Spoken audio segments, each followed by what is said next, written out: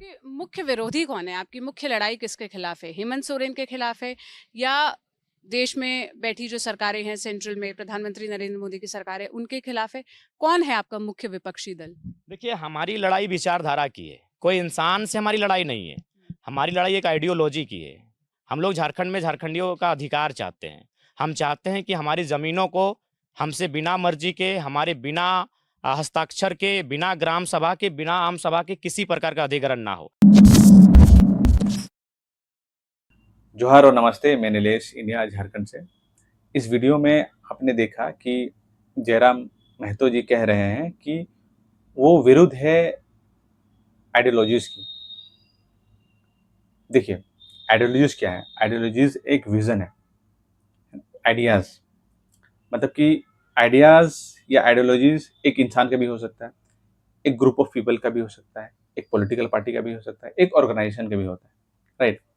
तो ये जब भी कोई राज्य या देश को चलाया जाता है, एक आइडियाज की होना बहुत जरूरी है, एक आइडियोलॉजीज की होना बहुत ज़रूरत है।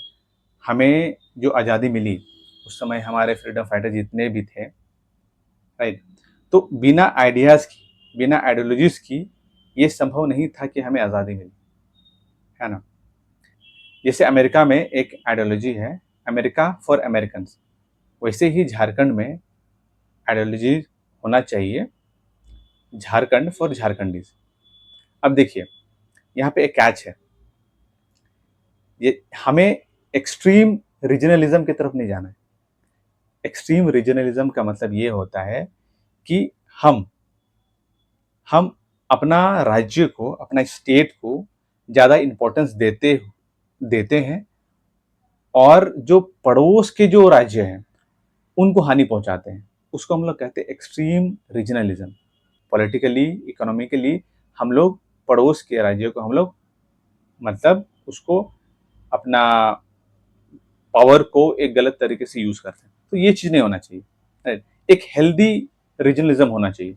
1857 की जो क्रांति हुई थी उसमें एक चीज की कमी थी, वो है आइडियोलॉजीज। वह मिशन था लेकिन विजन नहीं था, मतलब हमें कहाँ जाना है।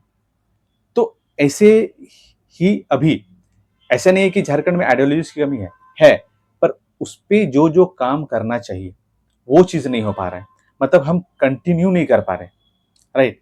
झारखंड बनने समय भी आइडियोलॉजीज जो थी वो बहुत स्ट्रांग थी, राइट? पर जैसे ही समय बीतता गया ना, तो हम अपने आइडियोलॉजीज डिपार्ट होने लगे, राइट? ये इस तरह होते गया कि हम बस में तो बैठ गए लेकिन कहाँ जाना है वो समझ में नहीं आ रहा है ना? दिशाहीन जिसे हम कहते हैं। तो आइडियोलॉजीज का होना बहुत बहुत जरूरी है, चाहे एक इंडिविजुअल के रूप में या फिर ऑर्गेनाइजेशन के रूप में आइडियोलॉजीज होना चाहिए। यही एक चीज है जो डेवलपमेंट की तरफ ले जाती है। देखिए, अगर हम इतिहास की बात करें ना, मतलब महात्मा गांधी के आने से पहले बहुत सारे, मैं अगर कहूँ कि लड़ाइयाँ लड़ी गई, राइट? पर उसमें है ना, जैसे कि आइडियोलॉजीज नहीं थी, तो इसीलिए कहीं ना कहीं वो सक्सेस नहीं हो पा रहे थे, है ना? पर जैसे ही गांधी जी भारत में आए, जितने भी लड़ाइयाँ थी उनको वो आज़ादी से जोड़ दी, एक मोटिव दिए, तब जाके हर लड़ाई अंग्रेजों के खिलाफ सक्सेस हुई। तो जब जब तक मतलब एक आइडियोलॉजी नहीं होती है ना, हम अपने आप को कोई चीज से कनेक्ट नहीं करते हैं ना, तब तक वो सक्सेस नहीं हो पाती। तो ये बहुत जरूरी है कि हम जिस राह पर चल रहे हैं या फिर हम जिस राह पर इस राज्य को ले जाना चाहते हैं या फिर कहीं पहुंचना चाहते हैं, तो हमें इस सफर को एक आइडियोलॉजी से जोड़ना पड़ेगा। उम्मीद है ये वीडियो आप लोगों को पसंद आई होगी। कुछ अपना विचार हो, अगर यदि आप कहना चाहते हो तो बिल्कुल आप कमेंट में दे सकते हो। मिलते हैं हम लोग अगले वीडियो में एक नए विचार के साथ।